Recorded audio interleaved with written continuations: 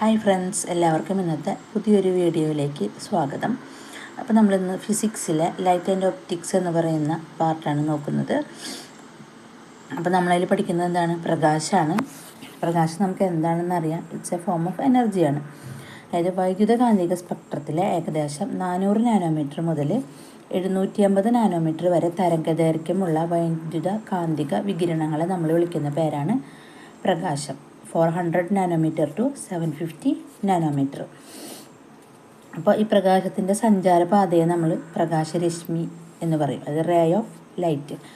ഒരുപാട് പ്രകാശരശ്മികളുടെ ഒരു കൂട്ടത്തെ നമ്മൾ പ്രകാശകിരണം എന്ന് പറയും, ബീം ഓഫ് ലൈറ്റ്. ബീം എന്ന് പറഞ്ഞു കഴിഞ്ഞാൽ ഒരുപാടുണ്ടാവും, രശ്മി എന്ന് പറഞ്ഞു കഴിഞ്ഞാൽ ഒരെണ്ണം മാത്രമേ ഉണ്ടാവുള്ളൂ.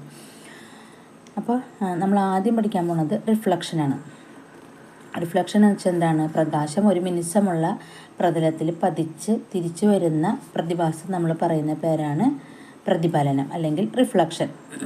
പ്രതലത്തിൽ പതിക്കുന്ന കിരണത്തിന് പതനകിരണം എന്ന് പറയും, തിരിച്ചു വരുന്ന കിരണത്തിന് പ്രതിപതന കിരണം എന്നും പറയും.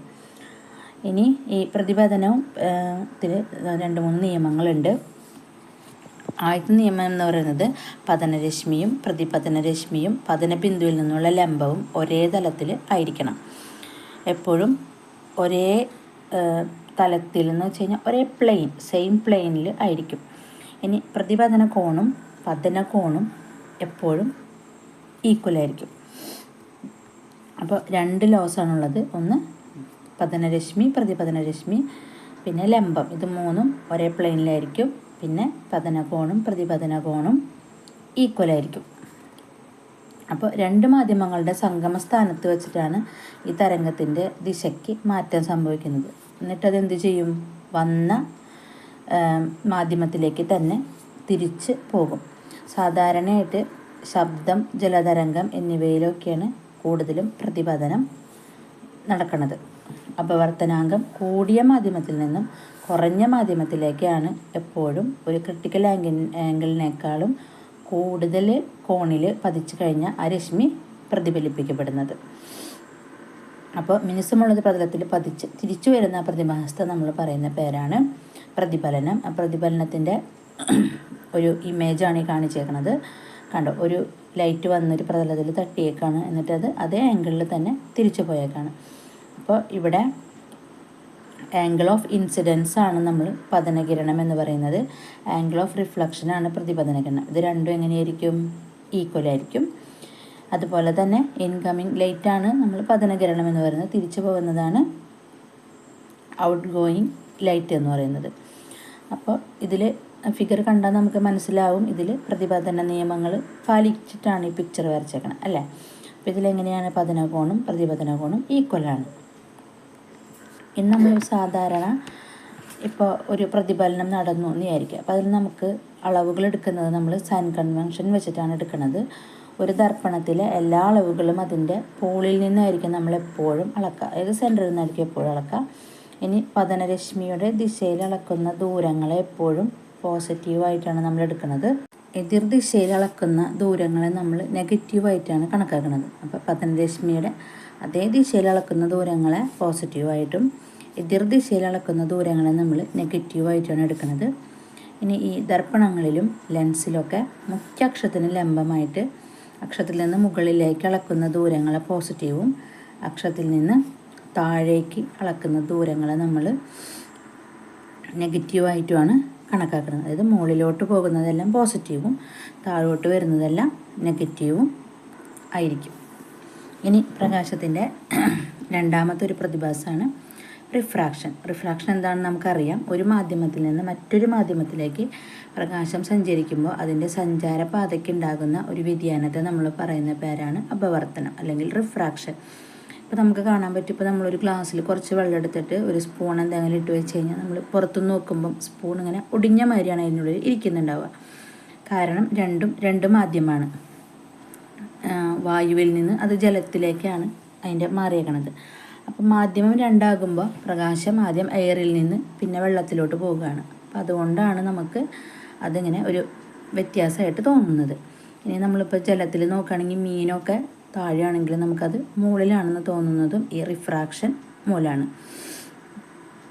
അപ്പോൾ ഒരു മാധ്യമത്തിൽ നിന്ന് മറ്റൊരു മാധ്യമത്തിലേക്ക് പ്രകാശകിരണത്തിൻ്റെ സഞ്ചാരം നടക്കുമ്പോൾ അതിൻ്റെ പാതയ്ക്ക് ഉണ്ടാകുന്ന ചെറിയൊരു വ്യതിയാനം, that is known as refraction. ഇനി ഈ റിഫ്രാക്ഷന് ഇതുപോലെ തന്നെ 2 ലോസ് ഉണ്ട്. അതിൽ ആദ്യത്തെ ലോ എന്ന് പറയുന്നത് നമ്മൾ ആദ്യം പറഞ്ഞ റിഫ്ലക്ഷൻ്റെ ലോ തന്നെയാണ്, പതനരശ്മി. മറ്റേത് അപവർത്തന രശ്മിയാണ്. ഇനി അതുപോലെ തന്നെ സമ്പർക്ക തലത്തിലുള്ള ലംബം, ഇത് മൂന്നും ഒരേ തലത്തിലായിരിക്കും, അല്ലെങ്കിൽ സെയിം പ്ലെയിനിലായിരിക്കും. ഇനി രണ്ടാമത്തേന്ന് പറഞ്ഞു കഴിഞ്ഞാൽ എന്താ, പതനകോൺ. മറ്റേത് നമ്മൾ പതനകോണും പ്രതിപതനകോണും എന്നാണ് പറഞ്ഞത്, ഈക്വലാണെന്ന് പറഞ്ഞു. ഇവിടെ എന്ന് വെച്ച് കഴിഞ്ഞാൽ പതനകോണിൻ്റെ സൈനും അപവർത്തന കോണിൻ്റെ സൈനും തമ്മിലുള്ള അനുപാതം ഒരു സ്ഥിരസംഖ്യ ആയിരിക്കും. അതായത് sine i by sine r, ഇത് രണ്ടും എങ്ങനെയായിരിക്കും, ഒരു സ്ഥിരസംഖ്യ ആയിരിക്കും. അപ്പോൾ അപവർത്തനത്തിൻ്റെ 2 ലോസ് എന്താണ്, ഒന്ന് പതനരശ്മി, അപവർത്തനരശ്മി, സമ്പർക്ക തലത്തിൽ പ്രതല ബിന്ദുവിലൂടെയുള്ള ലംബം, ഇതെല്ലാം ഒരേ തലത്തിലായിരിക്കും. അതുപോലെ തന്നെ പതനകോണിൻ്റെ സൈനും അപവർത്തന കോണിൻ്റെ സൈനും തമ്മിലുള്ള അനുപാതം ഒരു സ്ഥിര സംഖ്യ ആയിരിക്കും. ഇതിന് നമ്മളൊരു ലോ, സ്നെൽസ് ലോ എന്നാണ് നമ്മൾ പറയണത്. സ്നെൽസ് ലോയിൽ പറയുന്നത് എന്താണ്, sine i by sine r is equal to n ആണ്. എന്നിനെ നമ്മൾ ആപേക്ഷിക അപവർത്തനാങ്കം എന്നാണ് പറയണത്. അതൊരു സ്ഥിരസംഖ്യയായിരിക്കും. ആദ്യത്തെ മാധ്യമത്തെ അപേക്ഷിച്ചിട്ട് രണ്ടാമത്തെ മാധ്യമത്തിൻ്റെ അപവർത്തനാങ്കമാണ് നമുക്ക് എപ്പോഴും കിട്ടണത്. ഇനി നമ്മളൊരു ടാങ്കിൽ നിറച്ച് വെച്ചിരിക്കുന്ന ജലത്തിൻ്റെ ഉപരിതലത്തിന് ലംബമായിട്ട് നോക്കുകയാണെന്നുണ്ടെങ്കിൽ നമുക്കിതുപോലെ യഥാർത്ഥമായിട്ടുള്ള താഴ്ചയും അല്ലാത്ത താഴ്ചയും നമുക്ക് കിട്ടും. ഒരു മിഥ്യാ താഴ്ചയും നമുക്ക് കിട്ടും. അതുപോലെ തന്നെ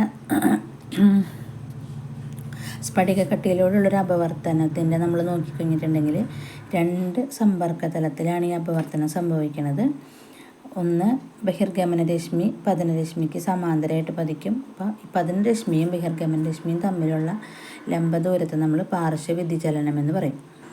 നമ്മളതിനെ ഒരു എക്സാമ്പിൾ പിക്ചർ ചെയ്ത് നമ്മൾ നോക്കുകയാണെന്നുണ്ടെങ്കിൽ നമുക്ക് മനസ്സിലാവും. കണ്ടോ, ഒരു എയറിൽ നിന്ന് ഗ്ലാസ്സിലോട്ട് വന്നിട്ട് അതിൻ്റെ ഉള്ളിൽ പിന്നെ ലിക്വിഡും ഉണ്ട്.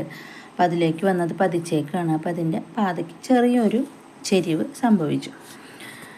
ഈ ചിത്രത്തിൽ നമുക്ക് കണ്ടാൽ മനസ്സിലാവും 2 ആംഗിളും ഈക്വലാണ്. അതുപോലെ തന്നെ ഒരു ടാങ്കിൽ നിറച്ച് വെച്ചിരിക്കുന്ന ജലത്തിൻ്റെ ഉപരിതലത്തിന് ലംബമായിട്ട് നമ്മൾ നോക്കുകയാണെന്നുണ്ടെങ്കിൽ അതിൻ്റെ യഥാർത്ഥ താഴ്ചയും മിഥ്യാ താഴ്ചയും നമുക്ക് ഒന്നാണെന്ന് തോന്നും. ശരിക്കും രണ്ടും വ്യത്യാസമാണ്, പക്ഷെ നമുക്ക് അത് ഈക്വലാണെന്ന് തോന്നും. അതാണ് ഞാൻ പറഞ്ഞത്, മീനിനെയൊക്കെ നമ്മൾ നോക്കുമ്പോൾ മുകളിലാണെന്ന് നമുക്ക് തോന്നും. അതുപോലെ തന്നെ ജലോപരിതലത്തിൻ്റെ ലംബത്തിൽ നിന്ന് ഒരു ചെറിയ കോണിൽ കൂടി നമ്മൾ നോക്കുകയാണെന്നുണ്ടെങ്കിൽ ജലത്തിൻ്റെ അപവർത്തനാങ്കം H2/H1 ആണ്. അപ്പോൾ പിന്നെ അതുപോലെ തന്നെ സൂര്യോദയം അല്പസമയം കഴിഞ്ഞിട്ടും പിന്നെ സൂര്യാസ്തമയത്തിന് ശേഷവും നമുക്ക് കുറച്ച് സമയം സൂര്യൻ അവിടെ തന്നെ ഉള്ളതായിട്ട് നമുക്ക് തോന്നും. പക്ഷേ ആക്ച്വലി അത് പോയിട്ടുണ്ടാവും. പക്ഷെ നമുക്കത് ഒരു മിഥ്യയായിട്ട് കാണപ്പെടാണ്. അത് പ്രകാശത്തിൻ്റെ അന്തരീക്ഷത്തിലുള്ള അപവർത്തനം മൂലമാണ് നമുക്കങ്ങനെ തോന്നുന്നത്. അപ്പോൾ ഇതിൽ നമുക്കിനിയുള്ള പഠിക്കാനുള്ളതൊരു പാർശ്വ വ്യതിചലനം എന്ന് പറയുന്നൊരു വേർഡുണ്ട്, ലാറ്ററൽ ഷിഫ്റ്റ്. അതായത് ബഹിർഗമന രശ്മിയും പതനരശ്മിക്ക് സമാന്തരമായിട്ട് വരുന്നത്. അതായത് പതനരശ്മിയും ബഹിർഗമന രശ്മിയും തമ്മിലുള്ള ലംബ ദൂരത്തെയാണ് നമ്മൾ പാർശ്വ വ്യതിചലനം എന്ന് പറയുന്നത്. പതന രശ്മിയും ബഹിർഗമന രശ്മിയും, പതിക്കുന്ന ആ രശ്മിയും അതിൽ നിന്ന് തിരിച്ചു പോകുന്ന രശ്മിയും, അതിൽ കണ്ട ലൈറ്റ് ഓഫ് വന്ന് പതിക്കുന്ന രശ്മിയും അതുപോലെ തന്നെ അതിൽ നിന്ന് തിരിച്ചു പോകുന്ന രശ്മിയും, അത് രണ്ടും തമ്മിലുള്ള ലംബ ദൂരത്തെയാണ് നമ്മൾ പാർശ്വ വ്യതിചലനം, ലാറ്ററൽ ഷിഫ്റ്റ് എന്ന് പറയുന്നത്. ഇനി പ്രകാശത്തിൻ്റെ അടുത്ത ഒരു പ്രതിഭാസമാണ് പ്രകാശ പ്രകീർണനം. പ്രകാശപ്രകീർണനം എന്ന് പറഞ്ഞു കഴിഞ്ഞാൽ ഒരു സമന്വിത പ്രകാശം അതിൻ്റെ ഘടകവർണ്ണങ്ങളായിട്ട് വേർതിരിയുന്ന പ്രതിഭാസമാണ് പ്രകാശപ്രകീർണനം. ഇനി സമന്വിത പ്രകാശം എന്ന് വെച്ചാൽ എന്താ, ഒരുപാട് വർണ്ണങ്ങൾ, ഒരുപാട് നിറങ്ങൾ കൂടിച്ചേർന്ന് ഒറ്റ നിറമായിട്ട് നമുക്ക് തോന്നുന്നതിനാണ് നമ്മൾ സമന്വിത പ്രകാശം എന്ന് പറയുന്നത്. സാധാരണയായിട്ട് നമ്മളുടെ സൂര്യപ്രകാശം ഒരു സമന്വിത പ്രകാശമാണ്. അതിനെ നമ്മൾ കടത്തിവിടുമ്പോൾ നമുക്ക് ഇപ്പം അത് അന്തരീക്ഷത്തിലെ ജലകണങ്ങളിൽ കൂടെ കടത്തിവിടുമ്പോഴാണ് അതിന് അപവർത്തനം, പ്രകാശ പ്രകീർണനമൊക്കെ സംഭവിച്ചിട്ട് നമ്മൾ റെയിൻബോ കാണുന്നത്. വിബ്ജിയോർ 7 കളറുണ്ട് അതിൽ, അത് നമ്മൾ കാണുന്നത്. അപ്പോൾ അത് തന്നെയാണ് നമ്മൾ ഈ പ്രകാശ പ്രകീർണനം എന്ന് പറയണത്. അപ്പോൾ സാധാരണയായിട്ട് ഒറ്റ കളറായിരിക്കും അത്, പക്ഷെ അതിന് ഘടകവർണ്ണങ്ങളായിട്ട് അത് വേർതിരിഞ്ഞിട്ടുണ്ടാകുന്ന പ്രതിഭാസത്തെ നമ്മൾ പറയുന്ന പേരാണ് പ്രകാശ പ്രകീർണനം. ഈ പ്രകാശ പ്രകീർണനം കണ്ടുപിടിച്ചത് സർ ഐസക് ന്യൂട്ടനാണ്. ഈ പ്രകാശരശ്മി ഒരു മാധ്യമത്തിൽ നിന്ന് മറ്റൊരു മാധ്യമത്തിലേക്ക് മാറുമ്പോൾ ആ രശ്മിക്ക് അപവർത്തനം സംഭവിക്കും. പിന്നെ ഈ പ്രകാശരശ്മിയുടെ അപവർത്തനം മാധ്യമത്തിൻ്റെ സാന്ദ്രതയും രശ്മിയുടെ തരംഗദൈർഘ്യവും അനുസരിച്ചിട്ടായിരിക്കും ഉണ്ടാവുക. അപ്പോൾ വ്യത്യസ്ത വർണ്ണത്തിനുള്ള പ്രകാശരശ്മികൾക്ക് വ്യത്യസ്തമായിട്ടുള്ള തരംഗദൈർഘ്യമാണ് ഉണ്ടായിരിക്കുക. അതുകൊണ്ട് സമന്വിത പ്രകാശം അപവർത്തനത്തിന് വിധേയമാകുമ്പോൾ അതിലെ ഘടകവർണ്ണങ്ങളിൽ ഉണ്ടാകുന്ന അപവർത്തനം എങ്ങനെയായിരിക്കും? വ്യത്യസ്ത കോണുകളിലായിരിക്കും, സെയിം കോണിലായിരിക്കില്ല. അപ്പോൾ ഘടകരശ്മികൾ വേർതിരിയുന്നത് അവയുടെ അപവർത്തനത്തിൻ്റെ വ്യത്യസ്ത കോണുകളിലായതുകൊണ്ട് നമുക്ക് അതിനെ വേറെ ആയിട്ട് കാണാൻ പറ്റും. ഇനി നമ്മൾ ഈ വേർതിരിഞ്ഞ ഘടകരശ്മികളൊക്കെ സംയോജിപ്പിച്ച് കഴിഞ്ഞാൽ വീണ്ടും നമുക്ക് എന്ത് കിട്ടും? ഈ സമന്വിത പ്രകാശം തന്നെ കിട്ടും. ധവള പ്രകാശത്തിൻ്റെ, അതായത് വെളുത്ത പ്രകാശത്തിൻ്റെ ഒരു ഇടുങ്ങിയ ചെറിയൊരു ബീമിനെ നമ്മൾ പ്രിസത്തിലൂടെ കടത്തിവിട്ട് കഴിഞ്ഞാൽ അത് വിവിധ വർണ്ണങ്ങൾ, നമുക്കറിയാം 7 കളേഴ്സായിട്ടാണ് അത് മാറുന്നത്. അതിൻ്റെ പിക്ചറാണ് ഈ കാണിച്ചേക്കണത്. അപ്പോൾ തരംഗദൈർഘ്യം കൂടിയ ചുവപ്പിന് വ്യതിയാനം കുറവായിരിക്കും സംഭവിക്കുക, അത് വളരെ കുറച്ച് വ്യതിയാനത്തിലാണ് പോകുന്നത്. ഇനി തരംഗദൈർഘ്യം കുറഞ്ഞ വയലറ്റിന് വ്യതിയാനം കൂടുതലായിരിക്കും. ബാക്കിയുള്ള കളേഴ്സെല്ലാം അതിൻ്റെ ഇടയിൽ ഇങ്ങനെ അതിൻ്റെ ഓരോന്നിൻ്റെയും തരംഗദൈർഘ്യത്തിനനുസരിച്ചിട്ട് അതിന് പൊസിഷൻ കൊടുത്തിട്ടുണ്ട്. അപ്പം നമുക്കറിയാം അതിൻ്റെ ഓർഡർ എങ്ങനെയാണ്? വിബ്ജിയോറാണ്. Violet, indigo, blue, green, orange, yellow, orange, red, അങ്ങനെ. ഇനി അടുത്തതാണ് പ്രകാശത്തിൻ്റെ ഇൻ്റർഫറൻസ്, വ്യതികരണം. അതെന്ന് വെച്ച് കഴിഞ്ഞാൽ 2 അതിലധികമോ പ്രകാശ തരംഗങ്ങളുടെ കൂടിച്ചേരൽ മൂലം പ്രകാശത്തിലുണ്ടാകുന്ന പുനർവിന്യാസത്തെ നമ്മൾ വ്യതികരണം എന്ന് പറയുന്നു. അതിൽ പ്രകാശോർജം പരമാവധിയാണെങ്കിൽ കൺസ്ട്രക്റ്റീവ് ഇൻ്റർഫറൻസ് എന്നും പ്രകാശോർജം 0 ആണെന്നുണ്ടെങ്കിൽ ഡിസ്ട്രക്റ്റീവ് ഇൻ്റർഫറൻസ് എന്നും പറയും. ഇപ്പോൾ നമ്മൾ ഈ ഇൻ്റർഫറൻസിൻ്റെ എക്സാമ്പിളായിട്ട് നമ്മളെപ്പോഴും പറയുന്നുണ്ടാവുക ഈ സോപ്പ്, കുമിള, അതിനൊരു കളറുണ്ട്. നമ്മളതിനെടുത്ത് നോക്കുമ്പോൾ അതിൽ നമ്മൾ കുറേ കളേഴ്സ് അങ്ങനെ കാണാൻ പറ്റും. അതുപോലെ തന്നെ ഓയില്, പെട്രോള്, മണ്ണെണ്ണ, ഡീസൽ, ഇതൊക്കെ റോഡിലോ എവിടെയെങ്കിലും പോകുമ്പോൾ അതിൽ കൂടെ വെള്ളം മിക്സായി കഴിഞ്ഞിട്ടുണ്ടെങ്കിൽ അതിങ്ങനെ വിബ്ജിയോർ പോലെ പല പല കളറിൽ നമുക്ക് കാണാൻ പറ്റും. അപ്പോൾ ഈ പ്രതിഭാസങ്ങൾക്കെല്ലാം കാരണം ഇൻ്റർഫറൻസാണ്, വ്യതികരണമാണ്. അവിടെ 2 അതിലധികമോ പ്രകാശ തരംഗങ്ങളുടെ കൂടിച്ചേരൽ മൂലമാണ് പ്രകാശത്തിൽ ഉണ്ടാകുന്ന ഈ അതിൻ്റെ കിരണങ്ങളെല്ലാം ഇങ്ങനെ പുനർവിന്യാസം ചെയ്യുന്നത്. ഇനി ഇതിൽ കൺസ്ട്രക്റ്റീവ് ഇൻ്റർഫറൻസിനുള്ള വ്യവസ്ഥാപാത വ്യത്യാസം ലാംഡ എന്നാണ് നമ്മൾ പറയണത്. ലാംഡ കൺസ്ട്രക്റ്റീവ് ഇൻ്റർഫറൻസിൻ്റെ പാദവ്യത്യാസം എന്ന് പറയുന്നത് തരംഗദൈർഘ്യത്തിൻ്റെ ലാംഡയാണ്. ലാംഡ അത് പൂർണ്ണസംഖ്യ ഗുണകങ്ങൾ ആണെന്നുണ്ടെങ്കിൽ പ്രകാശിത ബാൻഡുകളാണ് രൂപപ്പെടുക, നല്ല കളറുള്ള ബാൻഡുകൾ രൂപപ്പെടും. അതിൻ്റെ ഇക്വേഷൻ എന്താണ്? S2Q - S1Q = n lambda. ഇവിടെ n എന്ന് പറയുന്നത് 1, 2, 3 എന്ന് നമുക്ക് പറയാം. n = 1, 2, 3 ആണ്. അതുപോലെ തന്നെ ഡിസ്ട്രക്റ്റീവ് ഇൻ്റർഫറൻസ് ആണെന്നുണ്ടെങ്കിൽ അതിൻ്റെ ലാംഡയുടെ പാദവ്യത്യാസം എന്ന് പറയുന്നത് λ/2 ആണ്.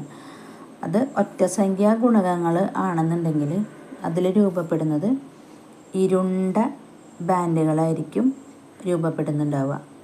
അപ്പോൾ S2R - S1 R = n+1/2 lambda. ഇവിടെ n എന്ന് പറയുന്നത് ഇതുപോലെ തന്നെ 1, 2, 3 ആയിരിക്കും. അപ്പോൾ ഇൻ്റർഫറൻസ് യങ്സ് എന്ന് പറയുന്ന ഒരു സയൻറ്റിസ്റ്റാണ് കുറച്ച് എക്സ്പെരിമെൻറ്റ്സ് ഒക്കെ ചെയ്തിട്ടുള്ളത്. അപ്പോൾ അത് വെച്ചിട്ട് അദ്ദേഹം ഒരു ഇക്വേഷനൊക്കെ എടുത്തിട്ടുണ്ട്. ബാൻഡ് വിഡ്ത്തിൻ്റെ ഒരു ഇക്വേഷനാണിത്. ബാൻഡ് വിഡ്ത്തിൻ്റെ, അതായത് 2 ബാൻഡ് ഉണ്ടാവുമല്ലോ, ഇരുണ്ട ബാൻഡും പിന്നെ പ്രകാശിത ബാൻഡും. അപ്പോൾ അത് രണ്ടിൻ്റെയും തമ്മിലുള്ള വിഡ്ത്തിലുള്ള വ്യത്യാസം കാണാനുള്ള ഇക്വേഷനാണ് B = λ/d/t, lambda capital D divided by small d. ഇനി അടുത്ത ഒരു ഫിനോമിനനാണ് ഡിഫ്രാക്ഷൻ, വിഭങ്കനം.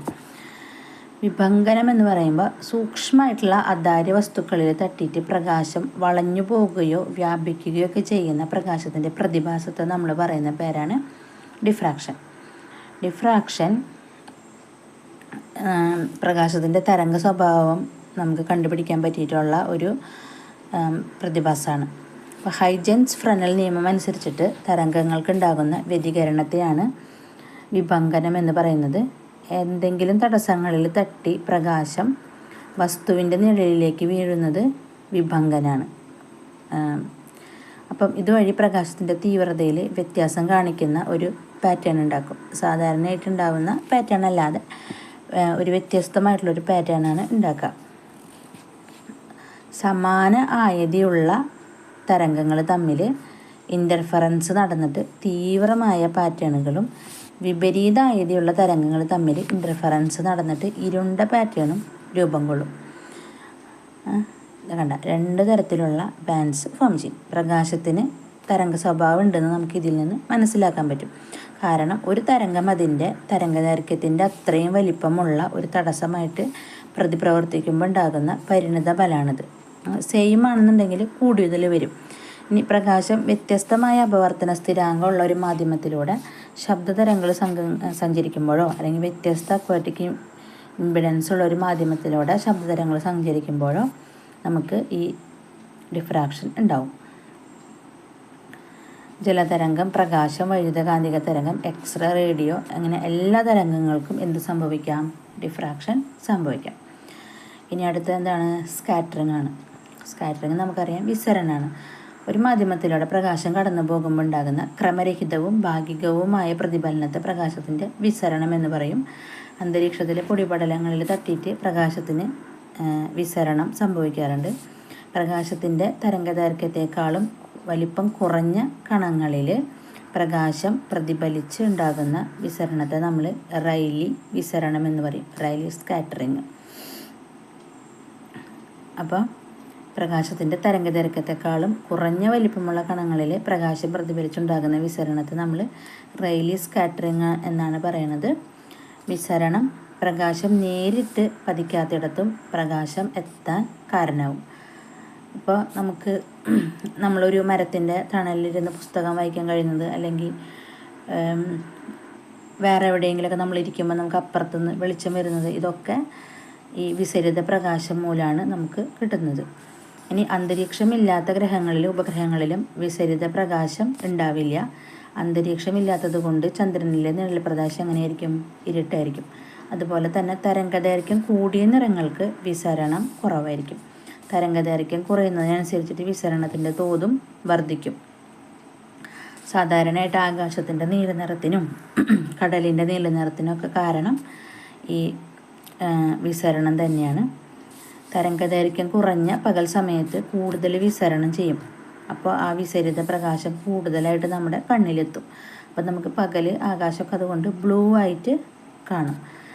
ഇനി സന്ധ്യാസമയത്തും പ്രഭാതത്തിലൊക്കെ ആണെങ്കിൽ സൂര്യരശ്മി ഭൂമിയുടെ അന്തരീക്ഷത്തിലൂടെ കൂടുതൽ ദൂരം സഞ്ചരിക്കേണ്ടി വരും. ധ്രുവപ്രദേശങ്ങളിലാണ്. അപ്പോൾ അതിങ്ങനെ കൂടുതൽ ദൂരം സഞ്ചരിച്ചിട്ടാണ് ഇങ്ങോട്ട് എത്തുന്നത്. അങ്ങനെ എത്തുമ്പോൾ തരംഗദൈർഘ്യം കുറഞ്ഞ നീല പോലുള്ള വർണ്ണങ്ങളെല്ലാം അന്തരീക്ഷത്തിൽ വിസരണം നടന്ന് നഷ്ടപ്പെട്ടു പോകും. ബാക്കി അന്തരീക്ഷത്തിൽ തരംഗദൈർഘ്യം കൂടിയ ചുവപ്പ്, ഓറഞ്ച്, മഞ്ഞ തുടങ്ങിയ നിറങ്ങൾക്കായിരിക്കും കൂടുതലും വിസരണം സംഭവിക്കാതെ ഉണ്ടാകുക. അപ്പോൾ അതുകൊണ്ട് തന്നെ ആ സമയത്ത് നമ്മൾ നോക്കുമ്പോൾ ആകാശം നല്ല റെഡോ ഓറഞ്ചോ മഞ്ഞോ നിറങ്ങളിലൊക്കെ ആയിരിക്കും നമ്മൾ സാധാരണയായിട്ട് കാണുന്നത്. ഇനി പ്രകാശത്തിൻ്റെ മറ്റൊരു ഇതാണ് പോളറൈസേഷൻ. നമ്മൾ ചെയ്യുന്നതാണ് പ്രകാശ തരംഗത്തിൻ്റെ കമ്പനങ്ങൾ ഒരു പ്രത്യേക പ്രതലത്തിൽ മാത്രമായിട്ട് പരിമിതപ്പെടുത്തുന്ന ഒരു പ്രതിഭാസം നമ്മൾ പറയുന്ന പേരാണ് പോളറൈസേഷൻ. പ്രകാശത്തെ പോളറൈസ് ചെയ്യാനായിട്ട് നമ്മൾ പോളറോയിഡുകൾ ഉപയോഗിക്കും. ഒരു പോളറോയിഡിൽ പോളറോയിഡ് എന്ന് വെച്ചാൽ ഒരു നേരത്തെ പ്ലാസ്റ്റിക് ഷീറ്റാണ്. നീളം കുറഞ്ഞ ഒരു ചങ്ങലാകൃതിയിലുള്ള തന്മാത്രകൾ ഒരു നിശ്ചിത ദിശയിൽ സ്ഥിതി ചെയ്യും. ഈ തന്മാത്രകളിൽ ഇലക്ട്രിക് വെക്ടറുകൾ ആഗിരണം ചെയ്യും. അപ്പം ഒരു അൺപോളറൈസ്ഡ് പ്രകാശം ഈ പോളറോയിഡിൽ പതിക്കുമ്പോൾ അതിൻ്റെ ഇലക്ട്രിക് വെക്ടർ അതിലുള്ള തന്മാത്രകൾക്ക് ലംബമായിട്ടുള്ള ദിശയിൽ ഇങ്ങനെ ഓസിലേറ്റ് ചെയ്യപ്പെടും. ഈ പ്രതിഭാസത്തെ നമ്മൾ പറയുന്ന പേരാണ് പോളറൈസേഷൻ എന്ന് പറയുന്നത്. അപ്പോൾ പോളറൈസേഷൻ വിസരണം മൂലം നമ്മൾ പോളറൈസേഷൻ ചെയ്യാറുണ്ട്. ഓക്കെ, ഇനി നമുക്ക് നോക്കാനുള്ളത് രണ്ട് ഇമ്പോർട്ടൻ്റ് ഇതാണ്. ലെൻസിൻ്റെ രണ്ട് ഭാഗമാണ്. അതായത് രണ്ട് ഗോളീയ പ്രതലത്താൽ ചുറ്റപ്പെട്ട ഒരു സുതാര്യ പ്രകാശ മാധ്യമത്തെ നമ്മൾ പറയുന്ന പേരാണ് ലെൻസ്. രണ്ട് തരത്തിലുള്ള ലെൻസാണ് സാധാരണയായിട്ടുള്ളത്, കോൺവെക്സ് ലെൻസും കോൺകേവ് ലെൻസും. മധ്യഭാഗം കനം കൂടിയ അരികുകൾ കനം കുറഞ്ഞതായിട്ടുള്ള ലെൻസിന് നമ്മൾ കോൺവെക്സ് ലെൻസ് എന്ന് പറയും, അല്ലെങ്കിൽ സംവ്രജന ലെൻസ് എന്നാണ് പറയണത്. ഇനി മധ്യഭാഗം കനം കുറഞ്ഞതും അരികുകൾ കനം കൂടിയതുമായിട്ടുള്ള ലെൻസിനെ നമ്മൾ കോൺകേവ് ലെൻസ് അല്ലെങ്കിൽ വിവ്രജന ലെൻസ് എന്ന് പറയും. അപ്പോൾ രണ്ട് തരത്തിലുള്ള ലെൻസാണ് ഉള്ളത്. ഇനി നമുക്ക് ഇമ്പോർട്ടൻ്റായിട്ട് വേറൊരു ഭാഗം പഠിക്കാനുള്ളത് ലെൻസേഴ്സ് ഫോർമുലയാണ്. ലെൻസേഴ്സ് ഫോർമുല എന്ന് പറയുമ്പം ലെൻസ് രൂപീകരിക്കുന്ന സമവാക്യം 1/f = n-1 × 1/r1 - 1/r2. n എന്ന് പറയുന്നത് ലെൻസിൻ്റെ റിഫ്രാക്റ്റീവ് ഇൻഡെക്സ് ആണ്. ഇനി കട്ടി കുറഞ്ഞ ലെൻസുകൾക്കാണെങ്കിൽ 1/v - 1/s = 1/f എന്ന് പറയുന്ന ഇക്വേഷനാണ് നമ്മൾ യൂസ് ചെയ്യുക. പവർ കാണാനുള്ള ഇക്വേഷൻ എന്ന് പറയുന്നത് P = 1/f ആണ്. പവറിൻ്റെ യൂണിറ്റ് ഡയോപ്റ്ററാണ്. അപ്പോൾ ഇത്രയാണ് നമുക്ക് ഇതിൽ ഏകദേശം പഠിക്കാനുള്ളത്. നിങ്ങൾ എല്ലാവരും നന്നായിട്ട് ഒന്ന് പ്രിപ്പയർ ചെയ്യുക. മുൻപത്തെ ക്വസ്റ്റ്യൻ പേപ്പറൊക്കെ നോക്കിയിട്ട് ക്വസ്റ്റ്യൻസൊക്കെ ഒന്ന് നോക്കുക. Okay, thanks for watching my video.